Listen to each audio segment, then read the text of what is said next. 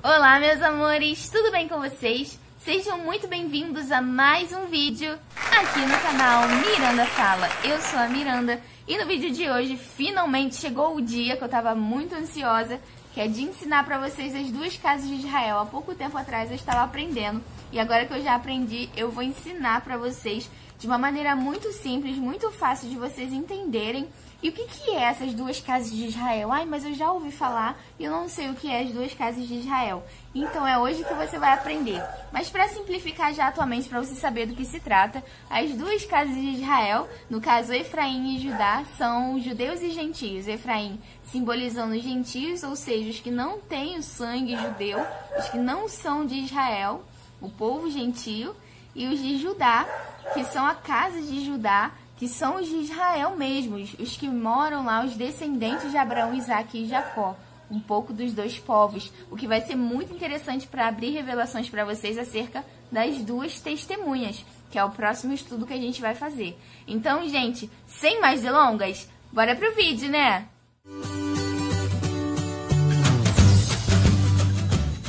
Então, gente, para que a gente já comece esse estudo, eu preciso que vocês voltem um pouquinho na mentalidade de vocês e mentalizem lá no Jardim do Éden, porque é lá que tudo começa e é lá que a gente tem a prova de que existem duas descendências, a descendência da mulher e a descendência da serpente, ou seja, a descendência boa e a descendência má. E é o que a gente vai ver já iniciando esse estudo lá no Gênesis, no capítulo 3 e no versículo 15, e vocês vão começar a entender isso. E olha o que diz. Porém, inimizade entre você e a mulher, entre a sua descendência e a descendência dela. Esta lhe ferirá a cabeça, mas você lhe ferirá o calcanhar. Ou seja, aqui a gente já começa a perceber que existem dois tipos de linhagens, como eu falei para vocês. A linhagem boa e a linhagem má. Ou seja, Miranda, mas será que é porque a descendência da serpente é porque a Eva teve relações sexuais com a serpente? Não, gente, é claro que não. A palavra de Deus não nos dá respaldo nenhum para isso. Não acreditem também em tudo que vocês ouvem por aí, tá? A Eva não teve relações sexuais com a serpente. O que está dizendo aqui é que são dois tipos de descendências espirituais, a boa e a má. Assim como os anjos também. A terça parte dos anjos escolheu trair ao Senhor e descer junto com Satanás, porque eles já tinham ali corrompido o coração com a maldade. Assim também acontece com os homens. Nós, os servos da luz, os filhos de Deus, escolhemos servir ao Senhor. E por isso nós somos filhos da luz. Mas também existem as pessoas que fazem coisas más, que praticam obras más e que são filhos da serpente. Acabam sendo filhos da serpente porque escolhem fazer o mal e acabam sendo filhos do diabo. Então, gente, para dar continuidade nisso, na questão da linhagem, a gente já vai começar falando de Caim e Abel. É muito interessante porque ambos faziam sacrifícios ao Senhor, como vocês já conhecem a história. Os dois praticavam os sacrifícios ao Senhor. Abel trazendo ali a primícia ali do seu rebanho, dos seus cordeiros, e Caim trazendo aí os frutos da terra, a primícia dos frutos da terra. Mas algo interessante acontece, Deus só se atenta para a oferta de Abel e não se atenta para a oferta de Caim. Ai, mas será que é porque Deus não gostava de frutas? Não, gente, não é porque Deus não gostava de frutas, mas é porque o coração de Caim já era mau em vista do de Abel. Abel fazia de todo o coração, e fora que é muito profético por Abel oferecer cordeiros, oferecer animais ao Senhor, já tipificando o Cordeiro de Deus que viria para salvar a humanidade. Então Deus não faz nada por acaso, é tudo muito profético. Nada que você vê na palavra de Deus vai ser em vão ou jogado ali por um acaso, sabe? É tudo um planejamento maravilhoso. E você vai ver que Deus só se atenta para a oferta de Abel, porque o coração de Abel era puro, dedicado ao Senhor. E Abel dava realmente os melhores dos rebanhos dele para o Senhor como primícias. Mas já Caim não. Caim com certeza não fazia esse tipo de coisa, ele não dava os melhores frutos. E o coração dele não estava inclinado para o Senhor. Tanto é que a gente vê que o coração dele era carregado de maldade, que ele mata o próprio irmão. A gente vai ver isso na palavra de Deus. Caim mata o próprio irmão. Então ali você já vê a tipificação dos dois caminhos, das duas linhagens, sendo Caim a linhagem da serpente e Abel a linhagem dos filhos de Deus, né? A linhagem da mulher. E mais à frente a gente encontra ainda nos dias de Noé, um homem considerado justo e bom, levantado e escolhido por Deus, que ordena a construção da arca, anunciando o dilúvio. Ou seja, Deus ali ordena a construção da arca para Noé, para salvar Noé e a família de Noé ali, no caso, porque foi visto em Noé algo que era diferente daquela humanidade toda, porque todo aquele povo ali era mau. Tanto é que na volta de Jesus vai tipificar como os dias de Noé, né, gente? Porque os dias de Noé não eram fáceis. E o que me chama muita atenção é que somente Noé e a família dele foi achado digno de entrar dentro da arca. Somente eles foram achados puros, com o coração puro, sabe? Foram achados dignos de serem salvos pelo Senhor. Por isso Deus ordena que eles construam a arca e anunciem o dilúvio. E na arca só entram a esposa, os 3 filhos e as 3 noras, como eu falei pra vocês. Os 7 ali dentro da arca. 7, né, gente? É um número muito suspeito aí na palavra de Deus. Sempre você vai ver 7. 7 é o número da perfeição. E mais pra frente a gente pode fazer um estudo sobre isso. E depois do dilúvio, apenas resta uma família de Noé na terra, como vocês sabem. E Noé planta uma vinha e fica muito embriagado. Ou seja, ele cultiva ali a primeira terra ali que aparece. Eles descem da arca, Noé começa a cultivar. E quando essa vinha dá fruto, Noé acaba ficando bêbado, ficando muito alegre. E é aí que você vai ver aí onde inicia toda essa revelação das 2 casas de Israel. Que a gente vai ler agora, que vai ficar lá em Gênesis, no capítulo 9, no versículo 20, que vai nos dizer assim. Noé era agricultor e foi o primeiro a plantar uma vinha. Bebeu do vinho, embriagou-se e ficou dentro da sua tenda.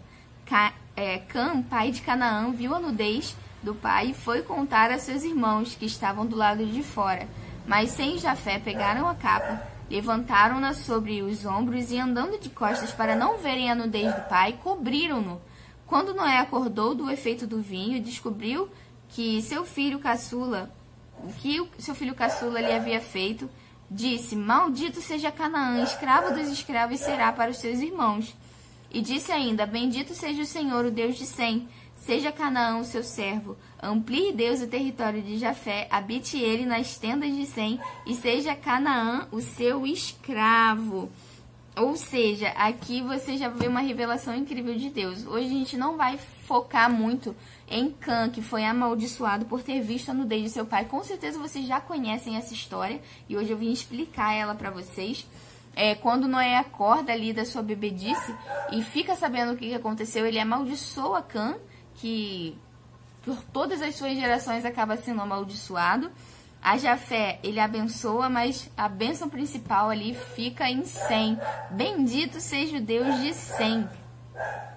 E seja Canaã seu escravo. Olha só que incrível. Sem aqui vai tipificar Israel. Bendito seja o Deus de Sem. E Jafé vai tipificar a nós, a nossa descendência, os gentios. Olha que interessante. Bendito seja o Senhor Deus de Sem.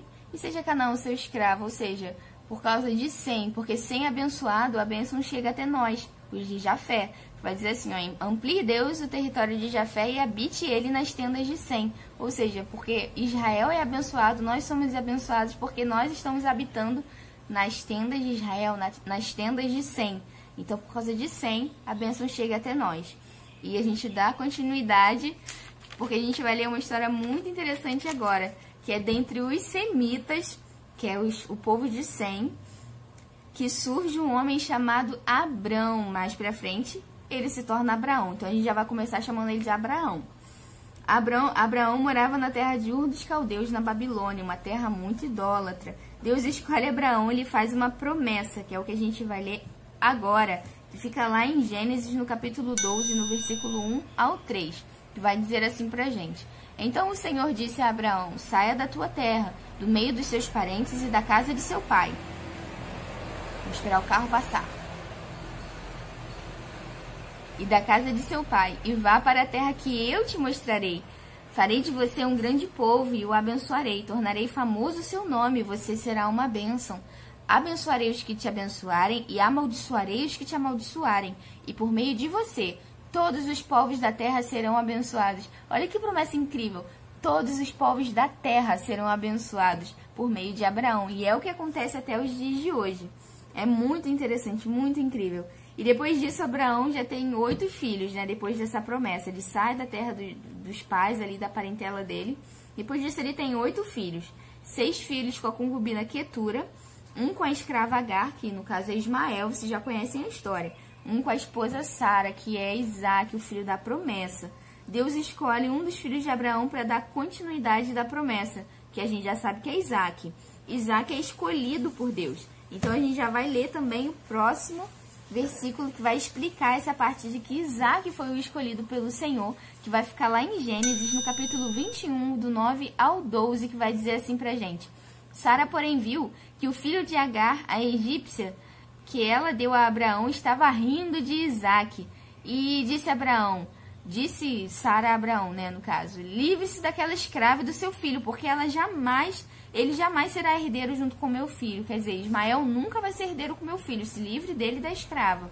Mas isso perturbou demais Abraão, pois envolvia um filho seu.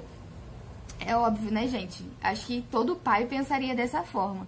Mas olha só o que Deus vai dizer. Mas Deus lhe disse, não se perturbe por causa do menino e da escrava. Atenda tudo quanto Sara lhe pedir, porque será por meio de Isaque que a sua descendência há de ser considerada. Ou seja, somente Isaac é que validaria ali a bênção, a herança que Deus tinha dado para Abraão. E, sem querer, né, Deus já estava usando ali a boca de Sara para mandar a escrava com o filho ir embora, porque não seria através dela que a descendência da bênção, a descendência abençoada viria, mas seria através de Isaac. E Deus fala com Isaac mais à frente, quando Isaac já é mais moço.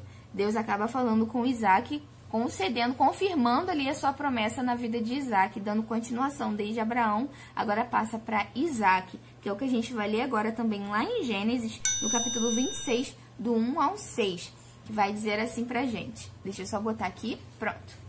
E houve fome naquela terra, como tinha acontecido no tempo de Abraão. Por isso Isaac foi para Gerar, onde Abimeleque era o rei dos filisteus.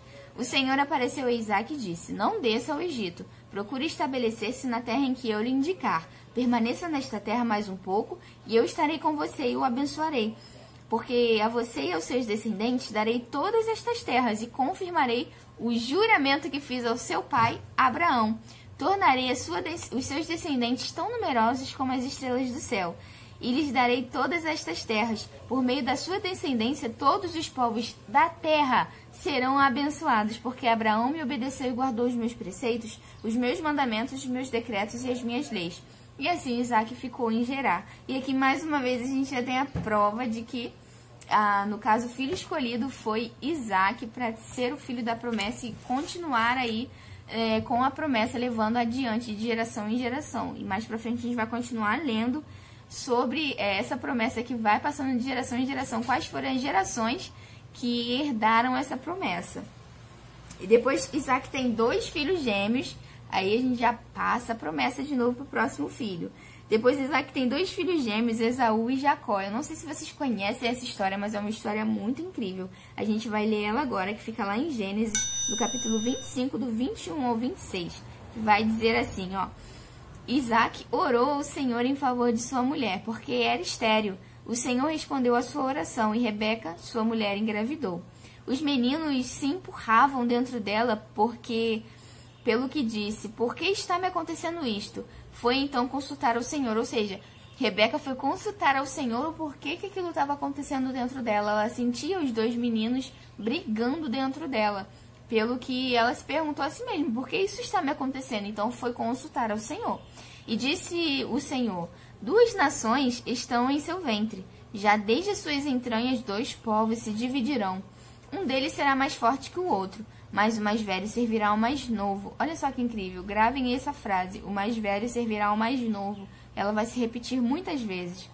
Ao chegar na época de dar à luz, confirmou-se que havia gêmeos em seu ventre. O primeiro a sair era ruivo, e todo o seu corpo tinha como um manto de pelos, ou seja, era muito peludo. Por isso lhe deram o nome de Esaú. Depois saiu seu irmão, com a mão agarrada no calcanhar de Esaú, pelo que lhe deram o nome de Jacó. Tinha Isaac 60 anos de idade quando Rebeca deu à luz.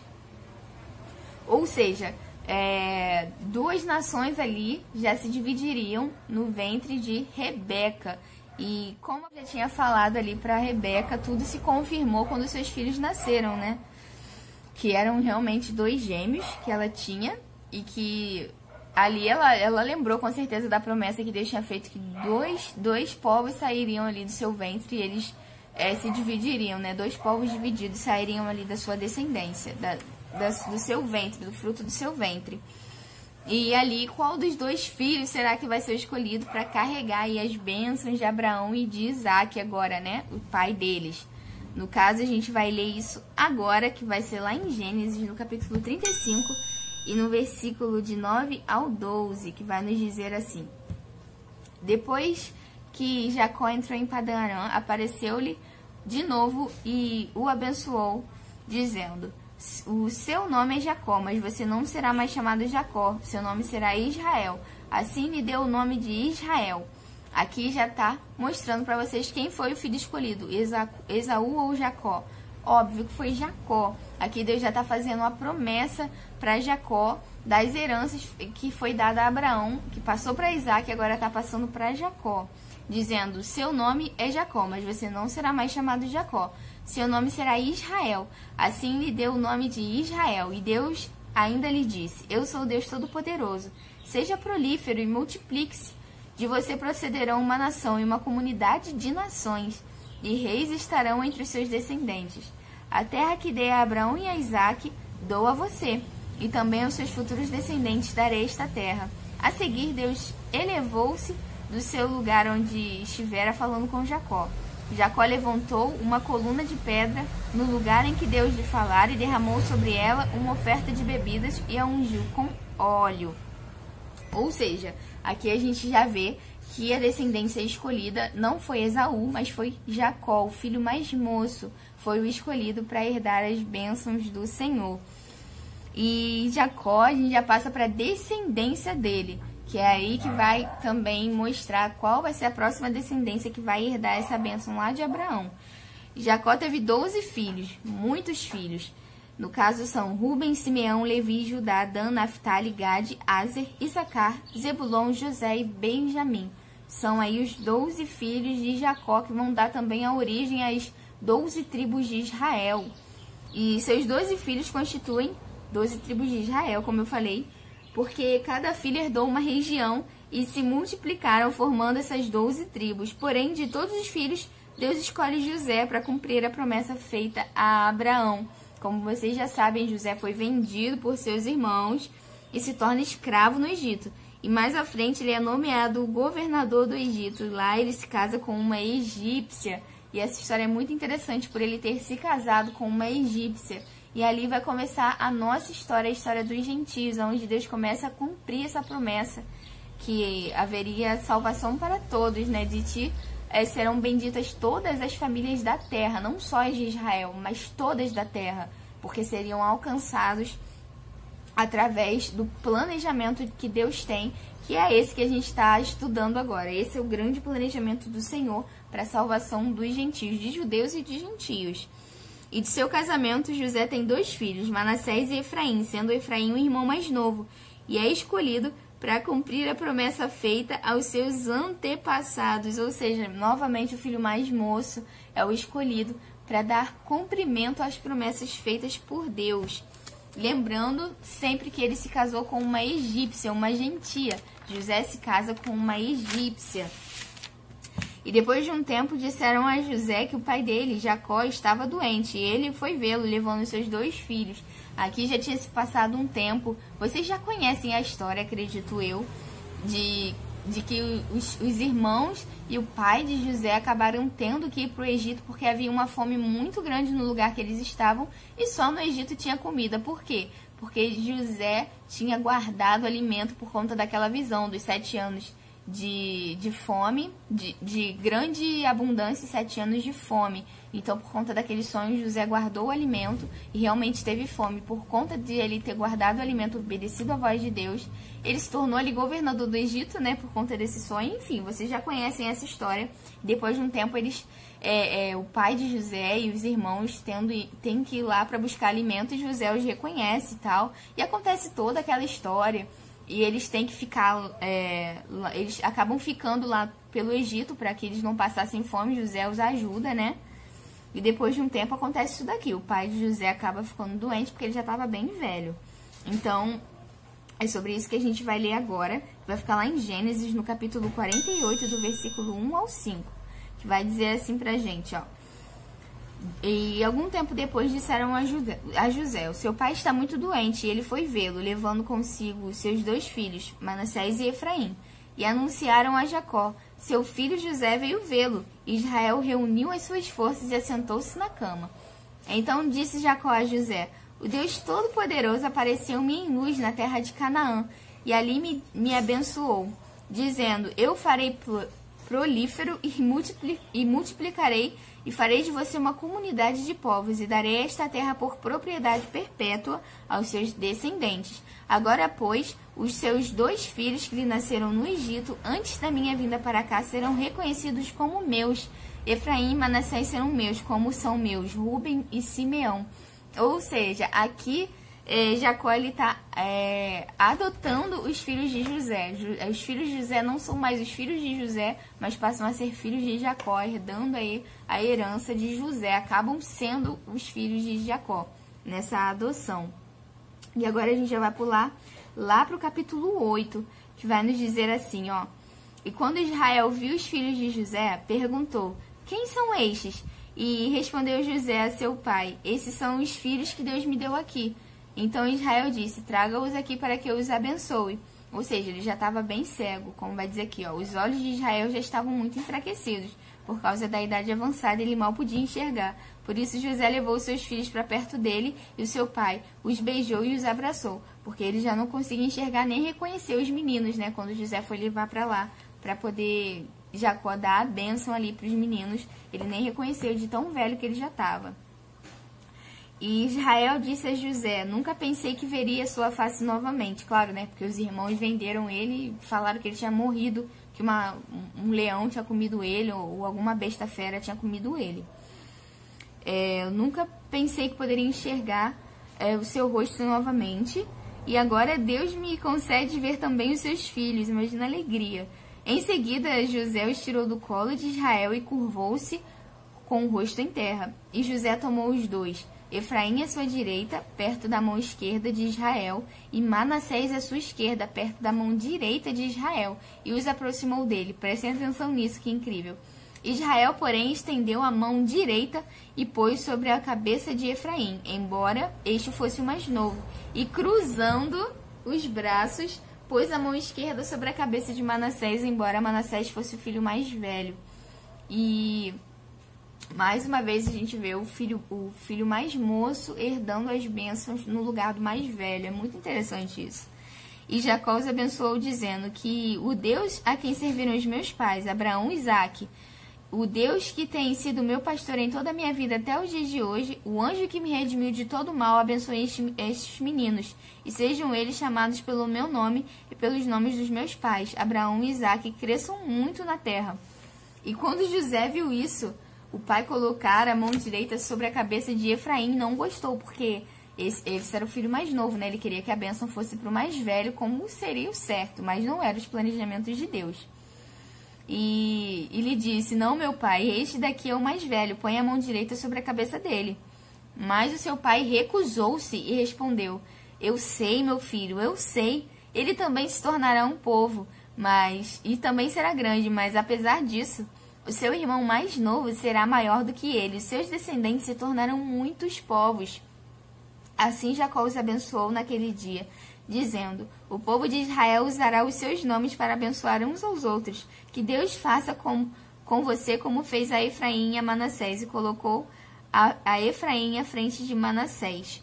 Isso é muito, muito interessante, gente. Muito incrível, porque é daí que surge a grande revelação do Senhor, de que Efraim vai simbolizar o povo os gentios, né, que somos nós. E Efraim acaba se tornando os gentios mais à frente, que somos nós.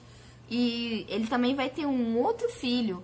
Jacó também tem um outro filho que é Judá. E esse Judá, ele vai acabar simbolizando o povo de Israel.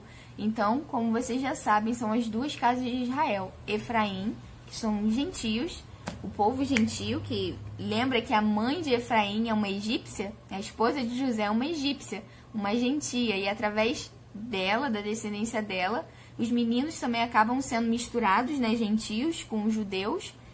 E dessa descendência dela surge aí a Efraim, que se torna aí o herdeiro da promessa de Deus, o filho que se torna o herdeiro das promessas feitas lá desde Abraão, e agora chega a Efraim, o filho mais moço, que é mais incrível, né, gente? Gente, uma coisa incrível também sobre o Judá, como eu falei pra vocês, ele é um representante de Israel, do povo de Israel.